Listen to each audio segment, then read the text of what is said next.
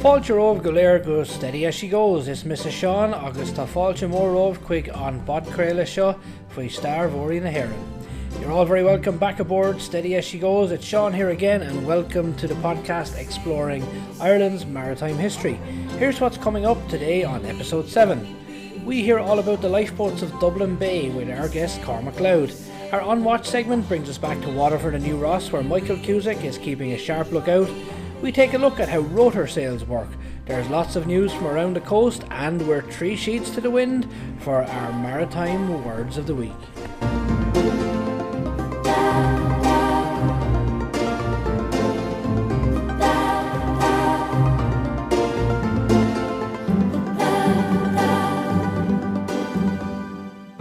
Now, before we dive into episode 7, just a quick update from the Rossiter Harbour Maritime Heritage Centre.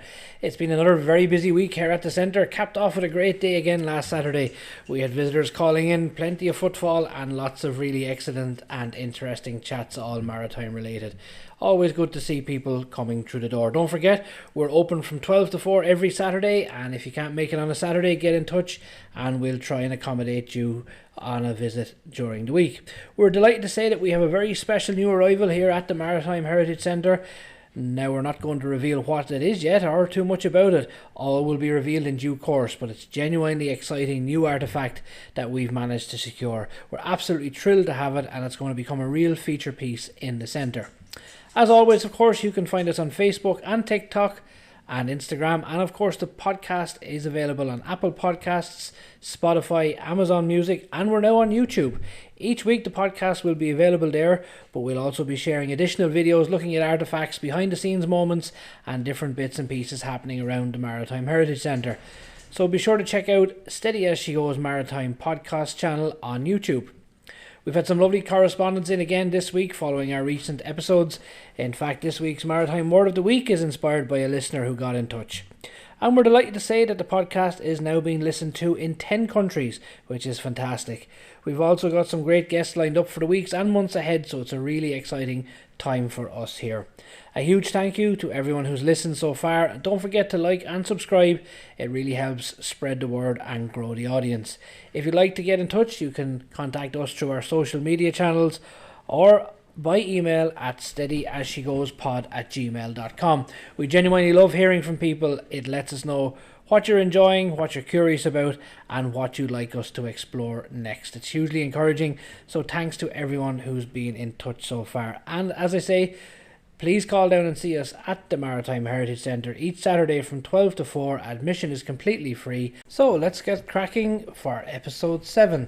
Now, if you stood on the quayside in Belfast Harbour 200 years ago, the skyline would have been forested with masts, square sails, staysails, canvas everywhere, ships entirely at the mercy of the wind. And fast forward to today, ships look very different, I think you'll agree. Steel hulls, diesel engines, satellite navigation, and yet quietly and rather interestingly, the wind is making a comeback. Because tied up in Belfast Harbour these days is a ship that represents a full circle moment in maritime history. The Stena Connecta, a modern freight vessel using wind power once again, just not in the way our ancestors would recognise. So the big question is, what are rotor sails? At first glance, the rotor sails on Stena Connecta don't look like sails at all. They're tall, smooth, vertical cylinders, almost like giant white chimneys rising from the deck. These are Norse power rotor sails, and they work using a principle called the Magnus effect, the same effect that makes a spinning ball curve in flight. Here's a simple version. When wind hits a spinning cylinder, the airflow speeds up on one side and slows down on the other. That difference in airflow creates a pressure imbalance, and that imbalance produces lift, technically a force perpendicular to the wind direction, which can be directed to help push the ship forward. Now, here's an important detail. Contrary to what some might imagine, the wind doesn't actually spin the sails. The ship does. Each rotor is actively rotated by electric motors, turning them into giant aero engines that use the wind to generate thrust. They're not just clever cylinders either. A complete Norse power installation also includes a foundation with an option to tilt the rotor down when needed, a control and automation system that gives the captain full command of how the rotors operate, sensors that measure wind and ambient conditions, and optical features like wind edges and ice prevention systems tailored to specific routes or climates and so on. There's even an advanced digital layer, Norse Power Sentient Control, and that's obviously particular to the Norse Power rotor sail. That uses data and predictive analytics to help optimise how the rotors interact with wind, engine performance, and even route planning. This sort of smart system can boost overall performance by as much as 10 to 20% on top of the raw physics of the cylinders themselves. In essence, rotor sails are a push-button wind propulsion solution. No ropes, no reefing, no constant crew attention, just a modern automated system that turns wind energy into forward thrust. So, enter Stena Connecta. Let's talk about the ship itself. Stena Connecta is one of Stena Line's newest Ro-Ro vessels, built specifically for the Irish Sea, operating between Belfast and Heysham, one of the busiest short sea routes in Europe. She's designed from the ground up really for efficiency, hybrid-ready propulsion, future-proofed for alternative fuels like methanol, alongside two massive 28 metre tall by 4 metre wide Norse Power rotor sails on her deck. These rotor sails can deliver up to 9% fuel savings on this particular route by reducing how much work the main engines need to do. The winds that sweep the Irish Sea regularly come from the side, so when Stena Connecta makes the crossing, the rotors can often work at very high efficiency. The sails help trim fuel use and cut emissions in a real commercial setting on a real vessel, not just a demo project like we've seen in the past. The sails are supported by the ship's multi-hybrid propulsion system, meaning Connecta can also run on batteries, biofuel or methanol depending on operational needs and fuel availability. Another central piece of Stena Line's broader environmental strategy. So why does all this matter? Well, shipping moves around 90% of global trade, and it's under intense pressure to decarbonise, and we've heard lots about that over the years. The difficulty is that there's no single silver bullet, especially for large ocean-going ships where batteries alone aren't enough. So rotor sails are important because they provide immediate, deployable fuel savings without needing fuel infrastructure. They work with existing technology and help ships become more efficient day by day. As emissions regulations tighten, technologies like this don't just reduce their fuel bills, they can help ships improve their energy efficiency under international rules nowadays, making them more competitive and future-proof. So it's a full circle moment, and what makes this story especially satisfying is that shipping does feel like it's coming full circle. For thousands of years, sailors read the wind instinctively. They trimmed the sails, they watched the weather, and shaped entire trade routes around prevailing breezes. Then came steam, of course, then diesel. Wind became irrelevant almost, even inconvenient, of course, when we think about weather conditions. Now, in the age of climate targets, emissions reporting and fuel costs, the wind has quietly been invited back on board. But this time, it's married to automation, digital optimization and hybrid power. We've gone from canvas and hand-over-hand hauling to cylinders, sensors and smart wind management systems. It's the same force powering mariners of old, just reimagined with 21st century technology. It's not just Stena Connecta either. She's not the only vessel equipped with or planning to use rotor sails in Irish Sea-linked shipping and indeed worldwide shipping. For instance, the Ro-Ro freight ship like MV Delphine, operating out of Dublin and Cork, have retrofitted rotor systems to cut her emissions on the European runs, while other modern designs are planned or already ferrying freight across the Irish Sea routes. These vessels are helping prove that wind-assisted propulsion is more than just a niche idea. It's becoming part of everyday commercial shipping. So next time you see Stena Connecta entering Belfast Harbour or coming up and down the Irish Sea, take a look at those spinning cylinders. They're not just futuristic add-ons, they're a reminder that sometimes the way forward at sea is to actually look back. So from canvas to cylinders, from sail to science, the wind is back in the business of moving ships. And this time, it's here to stay.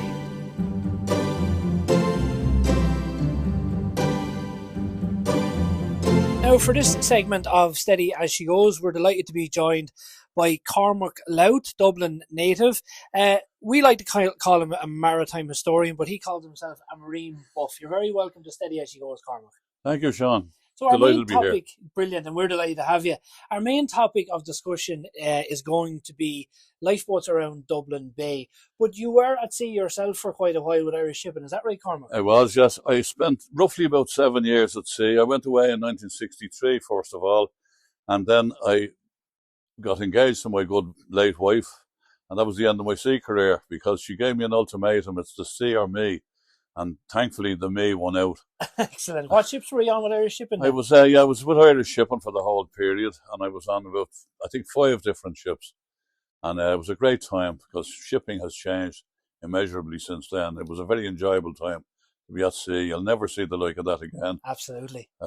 General cargo ships mostly. Long time in port.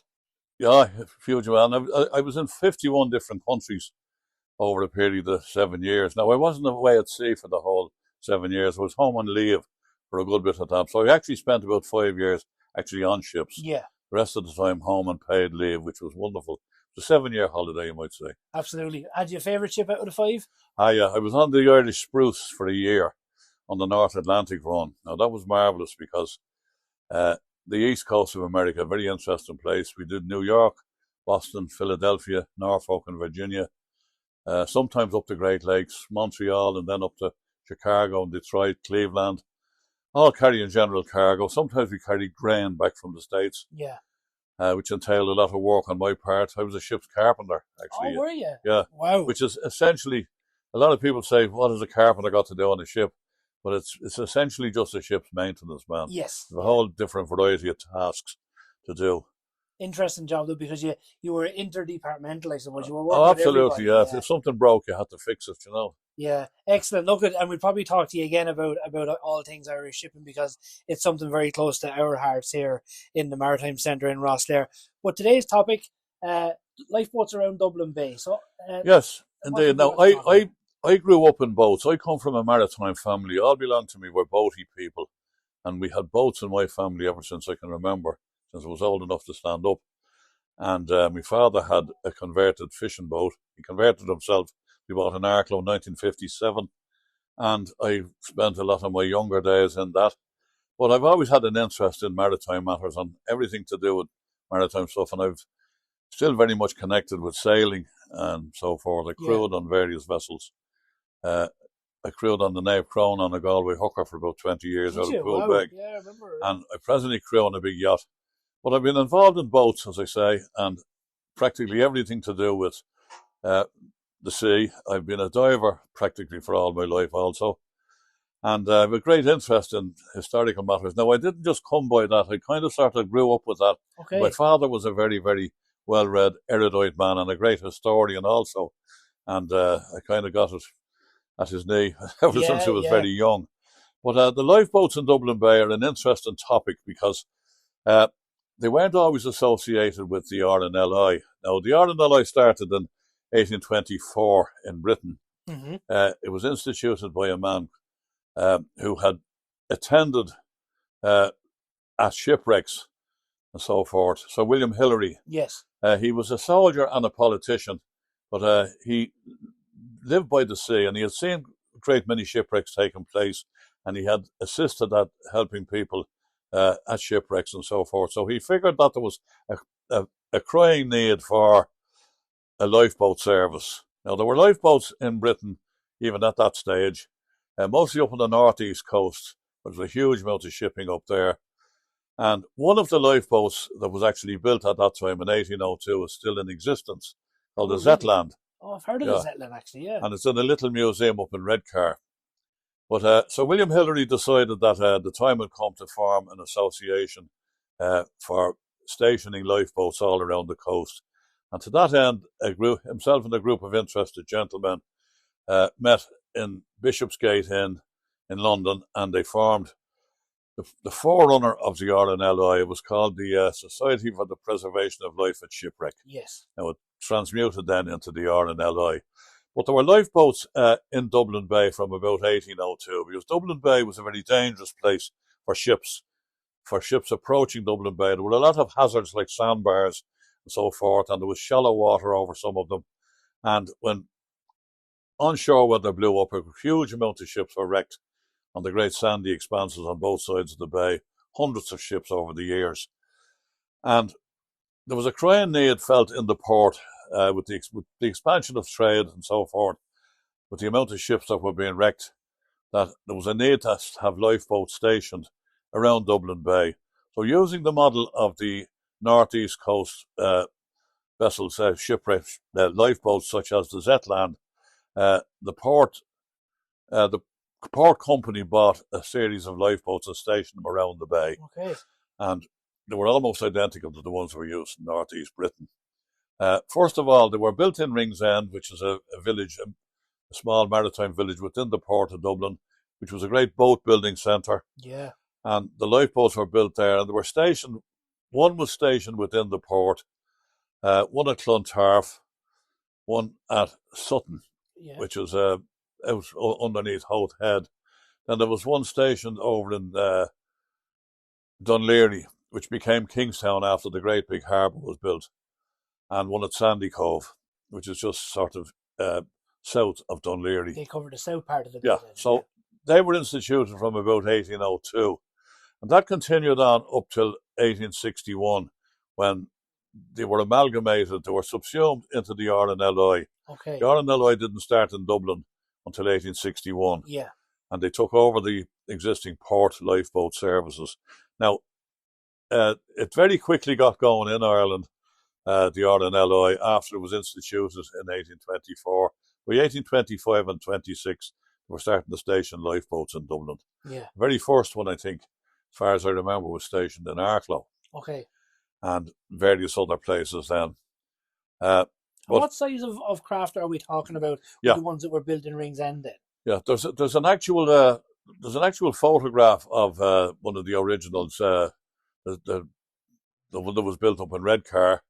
They were about 26 foot long. Okay. And they'd double ended with a great sheer, and they had built-in buoyancy compartments in them, like most lifeboats have. Yeah.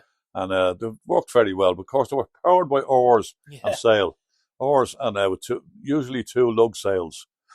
But in 1861, there was a great storm arose, and a lot of vessels were wrecked on the east coast of Ireland. And a whole lot of them were wrecked within the confines of Dublin Bay. Right. And there was a lot of lives lost. So at that stage, it was decided that the port lifeboats were getting very old, and it was decided then to amalgamate the port lifeboat service, with the RNLI.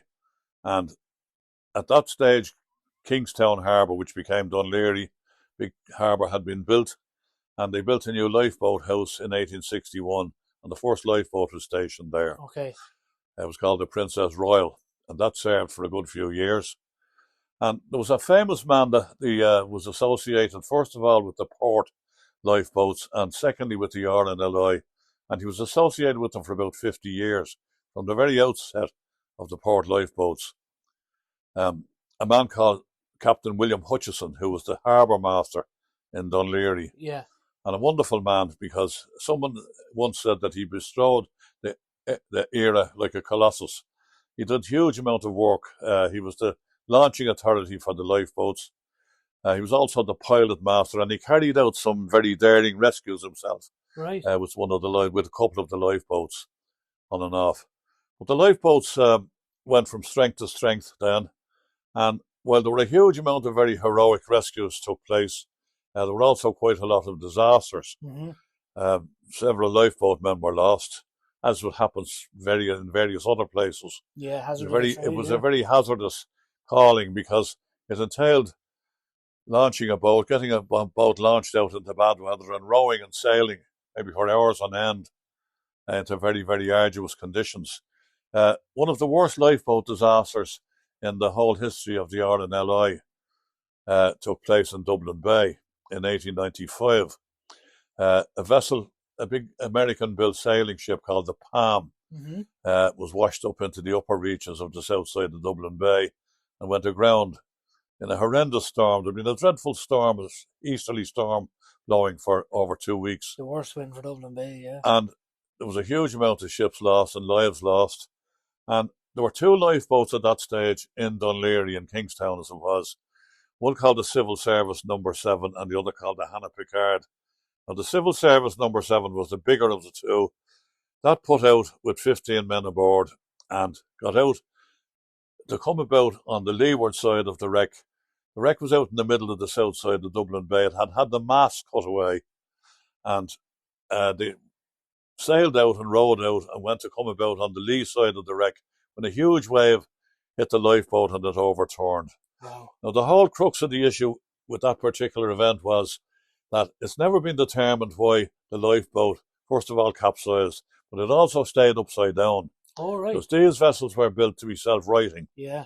They had all kinds of self-righting devices on them, like buoyancy inside. But the Civil Service number 7 remained upside down in the most horrendous conditions. There was sleet storms.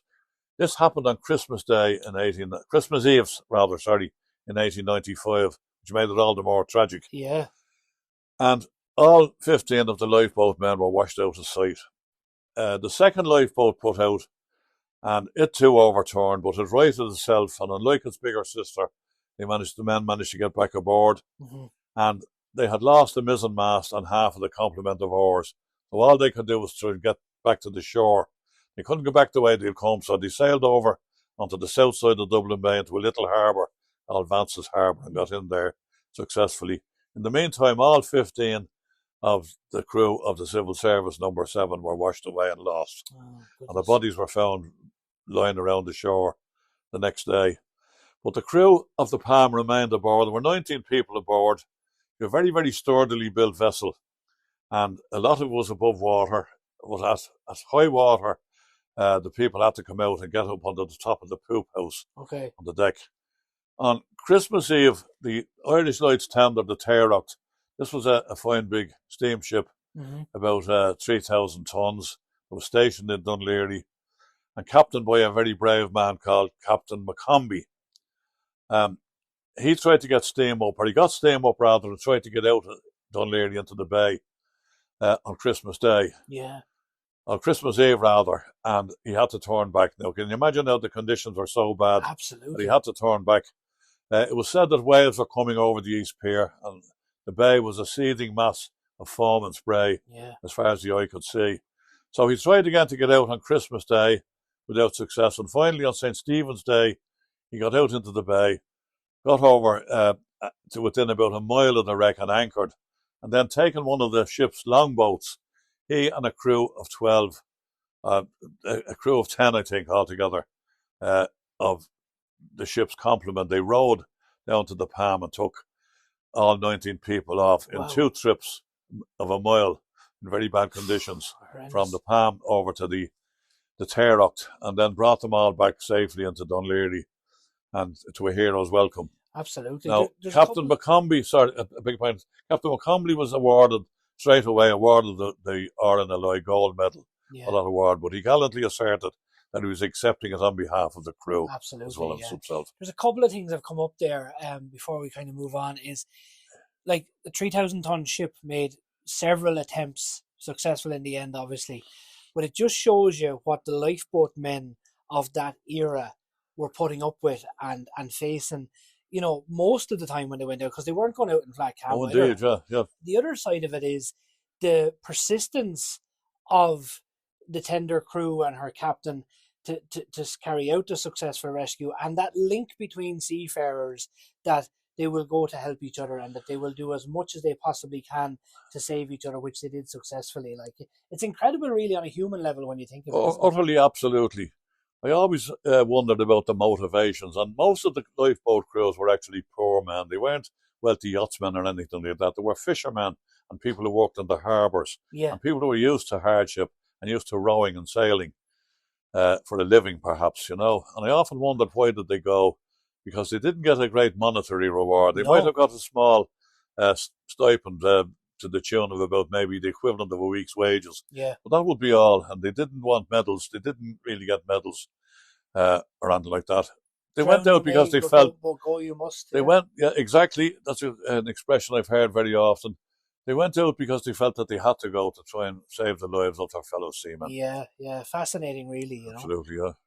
So where do we go from then, from that rescue? Yeah, well, there was various other rowing and sailing lifeboats. There was a famous one called the Aaron Stark Symes, based in Ringsend. I was going to say there was the foresight of, like, we often criticize ourselves in this country from a maritime point of view and from lots of other points of view as not being leaders, and we often follow. But to be fair to those in Dublin Port at the time, to have the foresight to put those lifeboats in place, I know there was huge commercial loss and, human loss as well with all these ships, but it was great foresight really on behalf of those who put these lifeboats in place, before the RNLI came to help out, I suppose.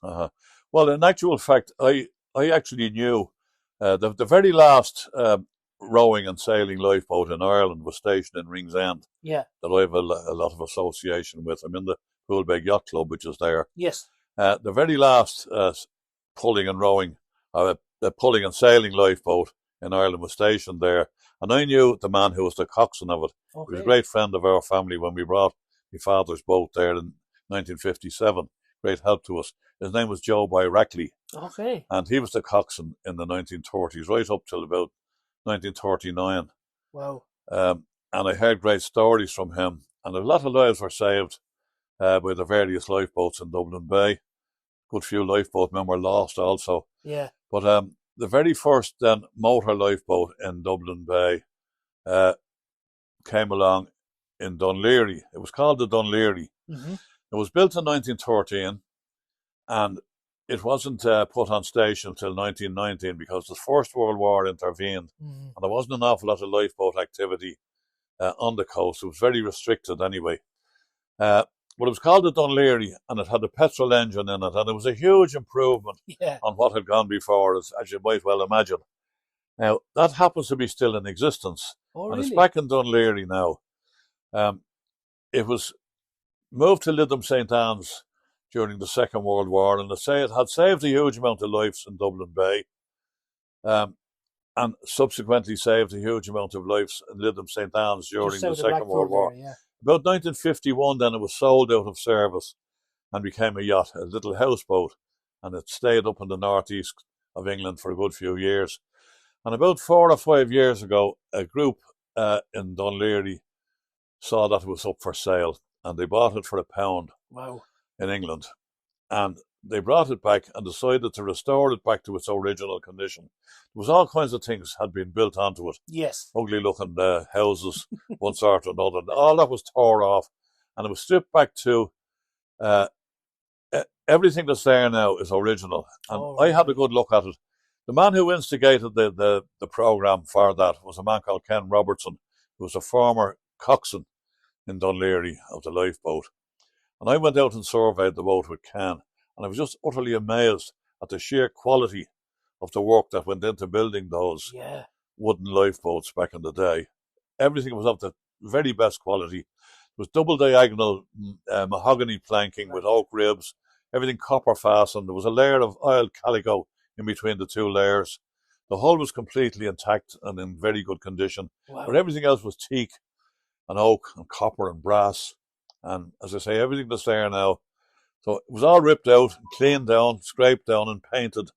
And they're restoring the deck line to what it was. Unfortunately, there was no engine with it. Okay. The original engine was a Tyler petrol engine, and various diesel engines had been put in it ever since that.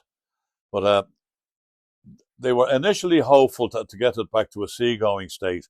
But I don't honestly believe that that's going to happen. It's up in the boatyard now, and the restoration is well underway. It's beautifully painted up and it looks fantastic. But they're going to have to find a place to exhibit it. Yes. It may well stay in the boatyard, and it'll have to be covered up, have some kind of a cover over it. We're hopeful to get it into the forecourt of the Maritime Institute. I don't know how that negotiation is going along. But it'd be fascinating to see that on display, though. It really absolutely. Would. Yeah. And it's a beautiful looking vessel now. Really, the lines of it are absolutely gorgeous.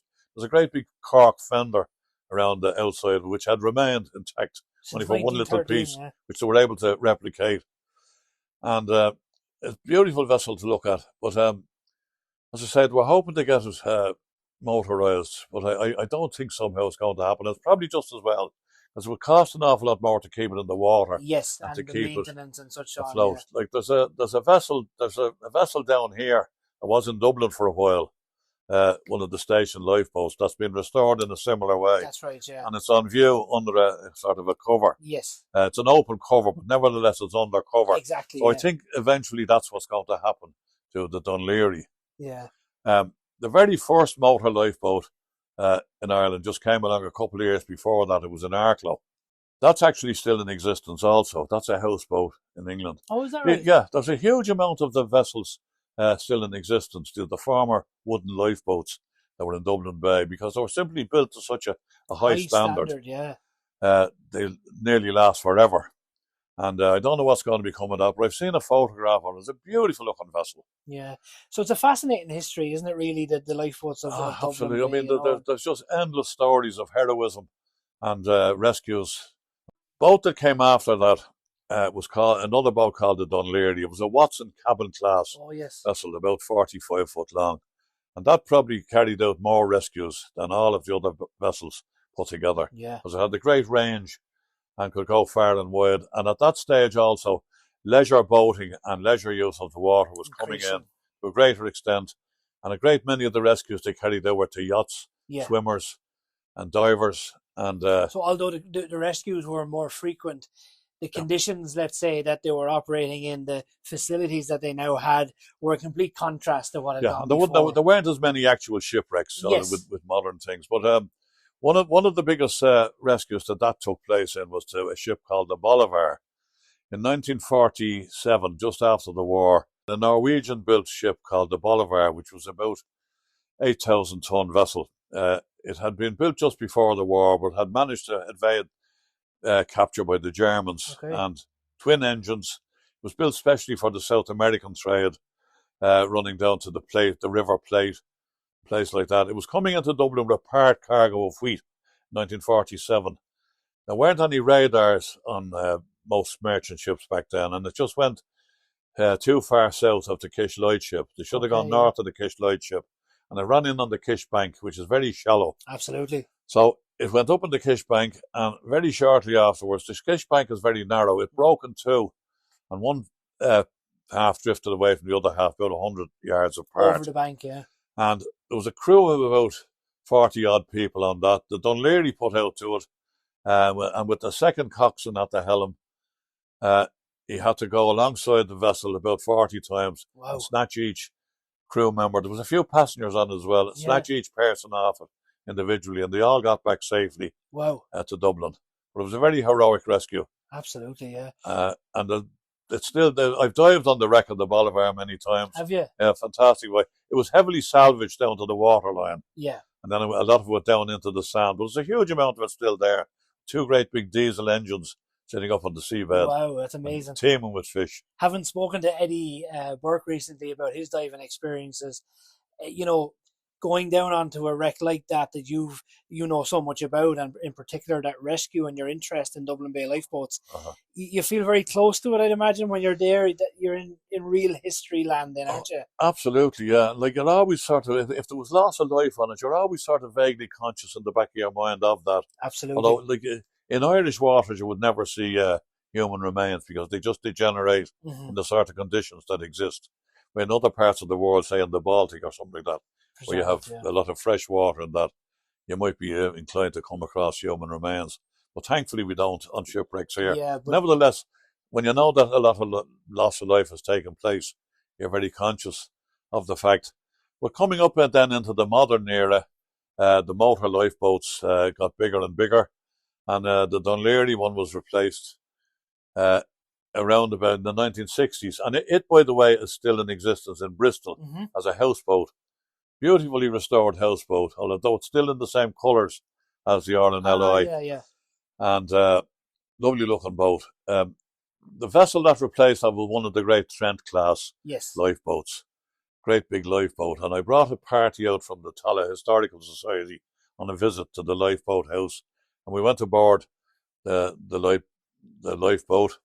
And somebody remarked that it was like being on a spaceship. Yeah, absolutely. All of the instrumentation and all on it. Those lifeboats have been replaced now by mostly by the Shannon class. The latest class of lifeboats, Shannon class. Wonderful vessels altogether. Mostly powered by water jet, I think. far That's as I right. know. They are indeed, yeah. But they have it every way. They have the size and the speed and all the instrumentation. And myself and David Carroll were aboard the new Dunmore East one recently. Wonderful experience. They're fascinating altogether. craft. And when you think, like, I spent 25 years in the RNLI myself, and, looking back, I was always driven by what had gone before, and particularly those men you spoke about a little bit earlier, what the conditions they had to endure. We have a couple of our own very famous rescues in this neck of the woods, and we're so proud of them. But those men and what they put up with, and the conditions they endured, with the facilities they had available to them, even the coats on their backs weren't fit for purpose, really. Indeed, A good friend of mine, Jimmy Kennedy, served for a long time in Dunleary there as well. He was a training inspector after that as well. Yeah, I knew Jim very well. I was at sea with Jim when he was a young apprentice officer. There you go. Great friend. World, yeah. Great friend indeed. But Dunleary has a fascinating history. When we think about what we've just discussed there now, all the way up to right now, they should be very, very proud of what they do there and have done. Indeed. And every year on Christmas Eve, there's a commemorative service to the lifeboat men that were lost at the wreck of the Palm. But not only that, for all lifeboat men that were lost everywhere. And it's a very moving ceremony that takes place on the East Pier down at the lighthouse every Christmas Eve. The very first time I went down on a commemorative thing like that, the lifeboat used to go out to the site of the wreck, and I was invited out because I wrote a lot of articles about the Palm rescue and the lifeboat disaster. Yeah. I actually have a book written about it, which I'm waiting to get published. Oh, brilliant. And I'm glad I didn't get it published, because since I started it, I've acquired a whole new amount of information. Which often happens, often happens with boats. But I was invited out to go aboard the lifeboat out to the site of the wreck and to cast a few wreaths on the water. Very nice. And it was a very, very memorable and moving occasion, Absolutely. I must say. But in contrast to what had taken place, it was on the 100th anniversary in 1995. And in contrast to the conditions that existed 100 years earlier, on the day we went out, the sea was like glass, flat calm with the sun shining. And complete it was a contrast. Wonderful day. Yeah. Have you a name for the book? Just the Dublin Bay Lifeboat disaster of 1895. Yeah, we eagerly anticipate that publication. Yeah, well, I'm hoping to get it done now. I published a book recently all about the sailing trawlers of Ringsend. There was a huge fleet of sailing trawlers in Ringsend throughout the whole of the 19th century, from about 1818 till 1918, when the last of them went. Yeah. And it was a whole era that I heard a lot about when I was a young lad. I actually spoke to men who had sailed on them when they were young men back in the 1950s. It was a whole era of maritime history of Dublin Bay that had gone under the radar and hadn't been recorded. So I dug up as much information as I could about them and gathered up as many photographs, which were fairly rare. Yeah. And there are quite a lot of paintings of them, which I've collected copies of, and I published that all right. But the publishing house that I was going into closed their doors on the day that I was going in, so I had to get it published privately. Right. And it took a long time. It didn't come out in as many numbers as it would have done had it been with the publishing house. Yes. And it didn't get into the shops, so I had to market it privately myself. Yeah, but it's selling well, and there's still a few trickling out. Lovely. Well, we'll definitely give that a good shout out here on the podcast for you, and indeed at the centre. And I think we'll probably get you back to have a more in-depth discussion on that, because I'm really taken by the topic. Look, it's been absolutely fascinating talking to you, Cormac, and listening to that history of Dublin Bay lifeboats. Stuff pre-RNLI is always very, very interesting, and then the amalgamation and all the way up to the modern day. You're a wealth of knowledge on it. We really look forward to you coming back and talking to us again. I think we'll have to set a date as soon as that lifeboat was on display for a trip up, and we'll all meet up together maybe and have another chat about the Dunleary that was built in 1913. And a great shout out to the team there at Dunleary for taking on that project. It sounds amazing. It's certainly something that we'll be interested. For now, thanks a million. It's been great to talk to you. Thanks for coming down to see us, and we'll talk to you again soon. My very great pleasure indeed, Sean, and you can contact me anytime you wish and we'll chat away. Brilliant. Thanks a million, Cormac. Thank you, Sean. Again, thanks to Cormac for his inaugural appearance on Steady As She Goes, and he's just another one of those great people who has a fantastic retention of information and a great love for all things maritime. And we look forward to speaking to Cormac here on the podcast again very soon. And now it's time for some news from around the coast. First of all, we're delighted to say that we now have a new range of maritime history booklets available at the centre, and they've already been well received both online and in local bookshops. It's a series of 4 short, carefully researched booklets, each focusing on a major maritime disaster with strong Irish connections. They combine the wider historical context with the very human stories of the crew and passengers involved. The titles in the series are RMS Titanic, RMS Leinster, RMS Lusitania and RMS Empress of Ireland. 4 ships, 4 stories, and each with a powerful link to Ireland's maritime past. They're written to be accessible, factual and genuinely engaging, which makes them popular with locals and visitors alike, especially anyone with an interest in Irish history, maritime heritage, genealogy or ship-related reading. Each booklet is available individually here at the centre for €10, or you can pick up the full set of 4 for €30, so saving €10 there. So if you're calling into the Rossiter Harbour Maritime Heritage Centre, be sure to have a look. They'll be well worth it. So now to a story that really shows the scale of Ireland's relationship with the sea, not just historically, but right here and now. The Marine Institute has presented the latest Ireland's Ocean Economy report to senior government officials at a Project Marine 2040 meeting in Dublin. And what the report makes very clear is this: Ireland's ocean economy isn't a niche sector, it's a major pillar of national life and long-term planning. According to the report, in 2024, Ireland's ocean economy generated €8.39 billion in turnover. It contributed €3.53 billion in gross value added and directly supported more than 49,000 jobs across the country. A huge amount of employment there. But that's only part of the picture. When indirect impacts are included, the supply chains, the services, the knock-on effects in coastal towns and communities, the total contribution rises to a massive €17.35 billion.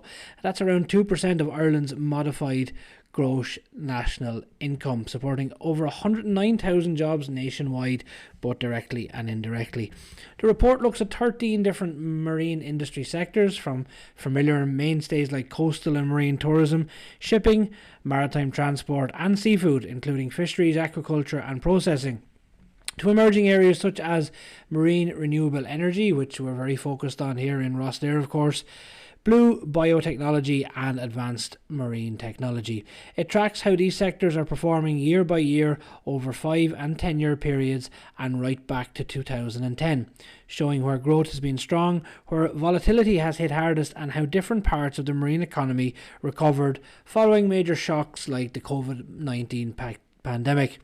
Crucially, the report doesn't look at Ireland in isolation. It places Ireland's ocean economy in the wider context of the Irish economy as a whole and alongside the EU blue economy, comparing growth rates, contributions to GVA and employment trends both national and European level. Speaking about the publication of the report, Dr. Rick Officer, CEO of the Marine Institute, said that it provides critical insights to guide policy and planning decisions as Ireland works to secure a blue economy that is both sustainable and resilient, and we certainly are fully behind that. He highlighted Ireland's potential to lead in innovation while also underlining continuing importance of traditional marine industries in supporting coastal communities, especially as the sector adapts to changing policy, market pressures and environmental conditions, all big topics in the maritime world at the moment. The findings of the report will now feed directly into national marine policy and planning and into the cross-government coordination work being carried out under Project Ireland Marine 2040. And for anyone who wants to dig a little bit deeper, there's also an interactive online dashboard available, offering detailed insights into Ireland's ocean economy by sector and by region, alongside the full report published by the Marine Institute. It's a powerful reminder that the sea isn't just part of the past, it's very much part of Ireland's present and indeed the future. Now, some opportunities down the way of Antarctica. And when we think of Antarctica, we tend to imagine a place that's very distant, white horizons, endless ice, and the very edge of the map. And of course it is. But right now, that edge of the world is hiring. The British Antarctic Survey, or BAS, is currently recruiting skilled workers to live and work at its research stations in Antarctica, offering what might be one of the most unusual job opportunities on the planet. They're looking for carpenters, chefs, plumbers, boat handlers, scuba divers, plant operators, trades and skills that might feel every day here at home, but which become absolutely vital when you're living thousands of kilometres away from the nearest city. Contracts range from 6 to 18 months, salaries start at just over 30,000 sterling, and once you're there, all living costs are covered. In a place like Antarctica, self-sufficiency isn't a nice idea, it is survival. And that idea of ordinary skills doing extraordinary work isn't new. Ireland, after all, has its own deep connection to Antarctic exploration. Long before modern research stations, Irishmen like Tom Crane of County Kerry journeyed through the southern oceans with Shackleton and Scott, sailors shaped by the Atlantic who brought seamanship, resilience and hard work to the most hostile environment on Earth. That same spirit runs through these modern stations today. Now, BAS operates several self-contained polar bases. Mike Bryan, the operations manager at Rothera Station, simply put it, if you think about what it takes to keep a community going, there's a role for it on the ice. Plumbers, mechanics, engineers, chefs, all keeping the lights on, the heat running and the science moving forward. And that science really matters. BAS scientists were responsible for discovering the ozone hole in 1985, a moment that fundamentally changed how the world understood atmospheric damage. Today, their teams continue to monitor climate change, ice loss and environmental shifts at the very poles of the planet. For some, the work is more than just technical.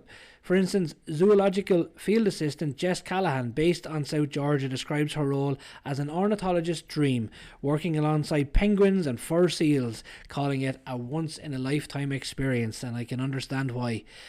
And like the explorers of old, many people go back again and again. Carpenter Phil Kuhlman, now that's a very good name for a man working on the ice, and he's now in his 6th season, says that the Halley Station becomes more than a workplace, it becomes a home and a family. Another staff member, Dan McKenzie, started out as a plumber and worked his way up to station leader, proof that much like the old polar expeditions, there's room to grow if you're willing to try. Current roles include boating officer, diving officer, meteorological observer and more, with start dates running from May through to September. There's even an open day planned in Cambridge later this March for anyone that's curious enough to step a little bit closer to the ice. So from Irish sailors who once hauled sledges across frozen continents to today's researchers and tradespeople keeping stations alive through the polar winter, the thread is the same. Skill, endurance and a willingness to go where few others will. The edge of the world may be far away, but for some it's still calling. So details and applications are available at bas.ac.uk/vacancies, and applicants can also attend that open day that I mentioned on Saturday the 21st of March to learn more. And for more insights, the BAS podcast Ice World shares stories from the ice.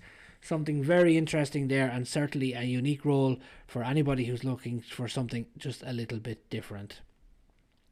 Now, one man, one boat and the Atlantic. This is a story that really captures what the open ocean is capable of doing, not just physically but emotionally. Last week, a Galway man completed one of the toughest endurance challenges anywhere in the world, a solo row across the Atlantic Ocean. Darragh McLaughlin from Clarenbridge in the County Galway took on the world's toughest row, covering an astonishing 4,800 kilometres of open sea, rowing from Laoghaire in the Canary Islands to Antigua in the Caribbean. He completed the crossing in 39 days, 20 hours and 16 minutes, winning the solo category of the race, an achievement that places him among a very small group of people who have ever rowed an ocean alone, let it alone at that speed. For nearly 6 weeks, Darragh lived entirely on his rowing boat. His days were built around a simple but relentless rhythm: rowing, eating, resting in short bursts, fixing equipment, checking weather systems, and doing it all over again. There are no days off in that job, no shortcuts, and for long stretches, no human contact at all. Just sea, sky, and the sound of the oars dipping into the Atlantic. Speaking after he finished, Darragh described stepping back onto land as feeling a little bit like being beamed down from another planet, and I can get why he said that. A line that says everything about how completely the ocean takes over when you're out there for that long. But midway through the crossing, something happened that broke that isolation in the most unexpected way. After more than 4,000 kilometres at sea, a cruise ship appeared on the horizon, and it was the Queen Victoria. For someone who hadn't seen another vessel for weeks, the sight of a towering liner was almost surreal. Dara made contact by radio, and the response came back from a woman from Cork, would you imagine, working on board the ship. She asked if they could slow down and come a little bit closer so the passengers could see the lone rower crossing the Atlantic Ocean below them. As the ship drew alongside, hundreds, possibly over 1,000 people, lined the deck, cheering, waving and holding up Irish flags. What a proud moment for Dara, and indeed from the Cork woman aboard the ship. It lasted only a short time, however. The ship moved on and Dara turned back, heading towards the next horizon. But it was a reminder, even the most isolated places on earth, you're never entirely alone, and there's always another Irish person close by. Now, this journey wasn't just about endurance. Throughout the road, Dara was raising funds for the Irish Dogs for the Disabled and Deborah Ireland, a charity supporting people living with the rare and painful skin condition epidermolysis bullosa. By the time he had reached Antigua, he had significantly exceeded his fundraising target, turning an extreme personal challenge into something with real impact back home. Like many ocean rowers, he has spoken about the mental challenge as much as the physical one, the discipline required to keep going when the excitement fades, when fatigue sets in, and when the finish line still feels impossibly far away.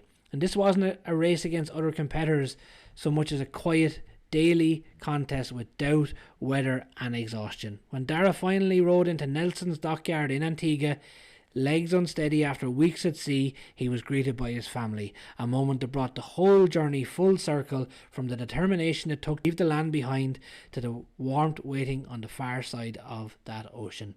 It's easy to talk about feats like this in terms of numbers, kilometres, days, finishing times, but at its heart it was something much simpler. One person, one boat, and a decision every single day to keep pulling those oars and keep going. Last week, an Irishman did exactly that, and he rowed his way into the record books. We'd like to say Cogorgigus Morla Dara Uing, our fod on Shaw e Rosslare. Huge congratulations to Dara from us all here in Rosslare. Now, another great feat for an Irishman. And did you know that an Irishman invented the modern submarine? Yes, he did. John Philip Holland. So, when you hear the submarine, what pops into your head? Cold War stuff, nuclear missiles, huge steel monsters gliding around silently under the ocean. Because here's the thing, the modern submarine doesn't start there at all. It starts in Liscannor, County Clare, in the mid-1800s, with an Irish school teacher called John Philip Holland. And honestly, he's one of those figures where you just think, how is this not a better known story? Holland himself was born in 1841, not long before, on Tuckras Moor, the Great Famine. He grew up around the sea, and from early on he was fascinated by engineering, by how things worked, how they could work better, and how you might solve problems that everyone else thought were unsolvable. Now, this is important. Holland wasn't some wealthy inventor with a big workshop and unlimited resources. He actually had pretty poor health for most of his life, and it's widely thought that tuberculosis nearly killed him. But what he lacked physically, he more than made up for in sheer stubbornness and imagination. At the time, submarines were basically a joke in serious naval circles. Plenty of people had tried to build them before Holland, but they were unreliable, wildly dangerous and often fatal to the people inside them. The general opinion was, interesting idea, but not that practical. Holland didn't agree. He trained as a teacher, worked in Ireland and the UK, and eventually emigrated to the US in the 1870s. And all the while, no matter where he was, he kept sketching, designing, refining this idea of a submarine that just didn't sink but could actually be controlled underwater. And that's the key thing with Holland. He wasn't obsessed with getting underwater, he was obsessed with staying there safely and coming back again. He understood that the real challenge wasn't ballast tanks alone, but balance, propulsion and steering. He started thinking about submarines more like aircraft, using horizontal diving planes to control depth rather than just flooding tanks and hoping for the best, which was quite radical at the time. Money was always a problem, as it so often is nowadays as well. He relied on backers, supporters and occasionally people who half understood what he was trying to do. He fell out with his investors, he argued with naval officials. He was a brilliant engineer, but not a natural businessman. But still, he kept going, and eventually it paid off. In 1897, Holland launched what became his most famous design, Holland 6. And this was the breakthrough. It could travel on the surface using a petrol engine, then switch to electric power once submerged. That surface to submerged power system became standard in submarines for decades afterwards. For the first time, a submarine could dive, cruise, manoeuvre, surface, and do it all reliably. In 1900, the United States Navy officially bought the vessel, commissioning it as USS Holland. That moment is huge. It was the first submarine ever commissioned by the US Navy, and it effectively marks the birth of the modern submarine fleet. From there, navies around the world started paying attention. And here's the slightly bittersweet part of the story. Despite changing naval warfare forever, Holland didn't really get to enjoy the full impact of his work. He continued to clash with business partners, became disillusioned, and gradually withdrew from active design work. He died in 1914, just as submarines were about to play a major role in the First World War. So he never actually saw the scale of what he'd started. But every submarine that followed, diesel-electric, nuclear, military, scientific, they all traced their DNA back to the thinking of an Irishman from County Clare. A schoolteacher, an engineer, a man who refused to accept that the depths of the ocean were off limits. John Philip Holland didn't just invent a machine, he unlocked a whole new world beneath the sea.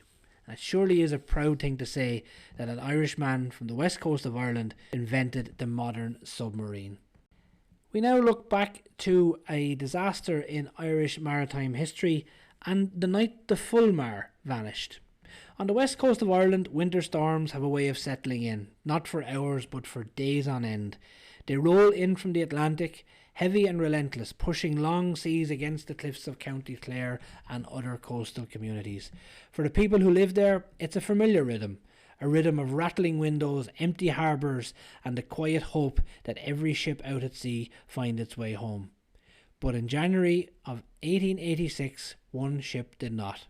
Her name was Fulmar, an iron screw steamship built in Middlesbrough in 1868. 650 tons, coal-fired, sturdy by the standards of her day. On the 28th of January, she left Troon in Scotland, carrying more than 800 tons of coal bound for Limerick. 17 men were aboard. When she sailed, she was seaworthy but not perfect. A Board of Trade report would later reveal that the coal had been loaded unevenly. 10 to 12 tons more on the starboard side, in fact, enough to give the ship a noticeable lift even before she reached open water. By the night of January 30th, the Atlantic was in no mood for mercy. Gale force winds, force 9 up to force 10 were recorded along the Clare coast, the kind of weather that makes even iron ships feel very small. Somewhere off Farahee Bay near Kilkee, the Fulmar was fighting those seas, listing, labouring, and then she was gone. There were no distress calls. This was decades before wireless radio. No flares, no lifeboats spotted, just a ship swallowed by darkness and the storm. The next morning, the Fulmar simply failed to arrive at Limerick, and in the days that followed, wreckage began to wash ashore along the Clare coastline. Wood, cargo, fragments of a vessel that had been whole only hours before. On the 4th of February, a body was found near Kilkee, believed to be Captain Webb. He was buried in Farahee graveyard, overlooking the same Atlantic that had taken his ship, and the other 16 men were never recovered. For the coastal communities of Clare, this was a heartbreak they knew too well. The 18th and 19th centuries had left the shoreline littered with wrecks, victims of storms, poor charting, or simple misfortune. The Fulmar was one more name in a long, tragic list. But each loss mattered. Each one added pressure for better coastal lighting, stronger life-saving stations, and stricter oversight of ship loading and seaworthiness. The Fulmar's uneven trim, a small detail, became a lesson written in tragedy. Today, the ship lies beneath the Atlantic, but her story endures. A reminder of a time when winter seas could erase a vessel in a single night, and when the people of Ireland's west coast lived with the constant knowledge that the ocean gave work and took lives in equal measure. This is part of Ireland's maritime story, not just the lighthouses and the harbours, but the cold, dark waters beyond them.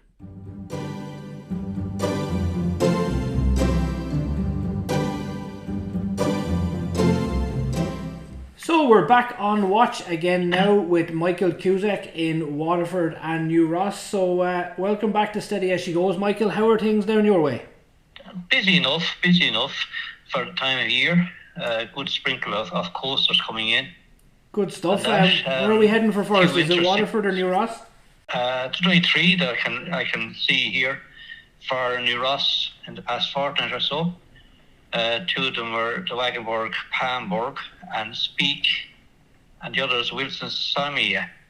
What are the Wagenburg ones bringing in, Michael? I don't know that. Sometimes it's cement, other times they come in for scrap metal. Okay. And that's usually the two major cargoes coming out of Ross of late, or going into Ross even. Waterford itself has been moving very nicely. See, the Sam Skip Endeavour has finished her charter and container run to Rotterdam. The last sailing was on the 9th of January. Not sure if she's going to dry dock or taking a new charter in Poland, but that's what I've heard. She's heading for Poland. Okay. January 13th, the MV Pavo J has taken over Sam Skip's run to Rotterdam. Okay. Again, another fine ship. And that's a fairly regular run, Michael, is it? Once a week, yeah. Once a week. Comes out of Dublin, Waterford, Rotterdam. The latest bulker in port has arrived on the 25th. Part cargo from Fines. Feed, no doubt. Animal feed, that is. Yeah. She was the Federal Delta, a 200 metre, 20,763 gross ton ship. She's a big lady. Very big. Very big, a fine ship, and very well kept, as all Federal vessels are. Plenty nicely painted and so forth. Well looked after. Good to see. Spent some days touring around the coast of Waterford before she finally came upriver. Okay. Don't know why. Just that obviously the berth wasn't ready for her or something like that. Yeah, could have been tight or whatever. Yeah.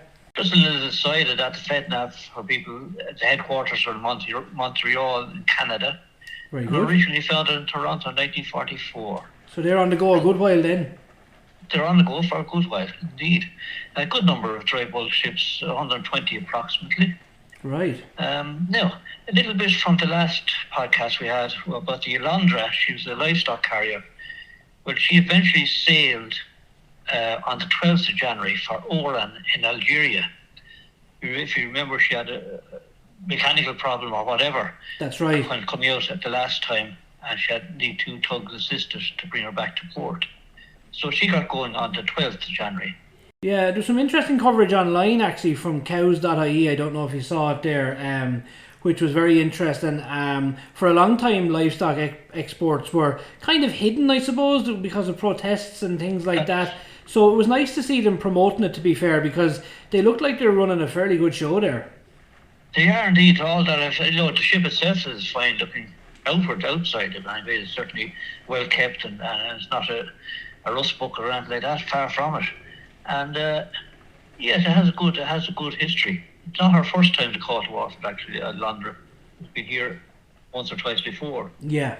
And there doesn't seem to be any great amount of protests or anything like that. Before, they used to do it under cover of darkness, in and out. Yes. But not anymore, which is good to see. It is good to see, and I suppose the fact that they're covering it on social media and things like that is confidence from their point of view. And obviously, as I said, the ship looks very well and inside, and I think they even had an interview with the captain up on Facebook there recently. So it's nice that they have that freedom to be able to publicise what they're doing, because it's a very important export for us. Well, absolutely. There's no, I can't see other ways of exporting cattle, live cattle, that is.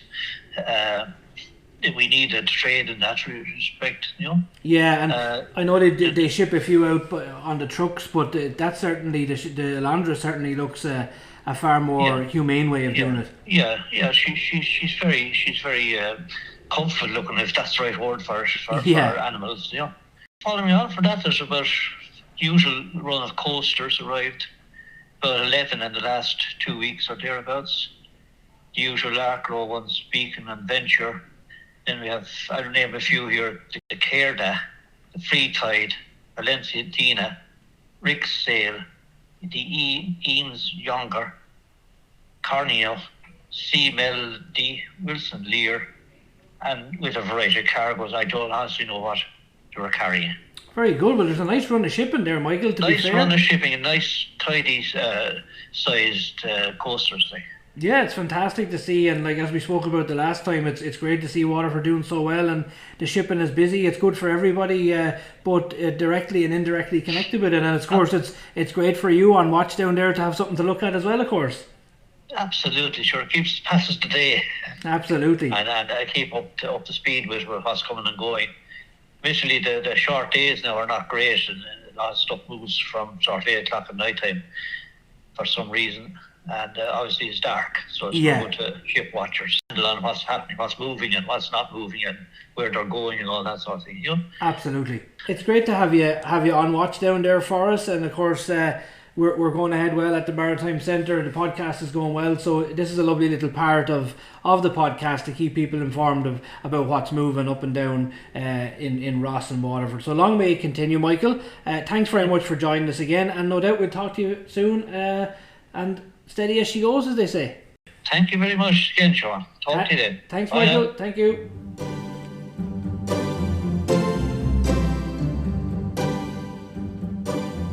Now for our Maritime Words of the Week, and I'm delighted to say that this week's Maritime Words of the Week come from a question from a dedicated listener. Donna was in touch and she wanted to know if the phrase 3 sheets to the wind has any nautical connections. Well, I'm delighted to say that it does. 3 sheets to the wind comes straight out of sailing terminology, and it's a lot more literal than people realise. On a sailing ship, sheets are not sails. They're the ropes or lines that control the angle of the sails. If the sheets are properly trimmed, the sails are tight and the ship moves steadily. But if a sheet comes loose, things get messy. If one sheet is loose, the sail flaps a bit and the ship is still manageable. If 2 sheets are loose, the ship starts lurching and becomes unstable. And if 3 sheets are loose or to the wind, the sails flap widely, the ship loses control and it staggers unpredictably. You can see where this one is going. In other words, the vessel looks like she has no idea where it's going. Sailors, being sailors, eventually started using this as a metaphor for people who behave the same way, staggering, unsteady and unpredictable. By the early 1800s, 3 sheets to the wind had become common slang for someone who was very drunk, especially among seafarers. Over time, it made its way ashore and into everyday language, where we still use it today. So when someone's described as 3 sheets to the wind, you're basically saying they're behaving like a ship with loose rigging, wobbling all over the place and barely under control. A perfect nautical insult, really. So thanks to Donna for that one, and if you have a question about any nautical or everyday phrases that you think might come from the maritime world, please send it in to us and we'll do our best to find out for you. Now, before we wrap up, we just want to take a moment to say thank you.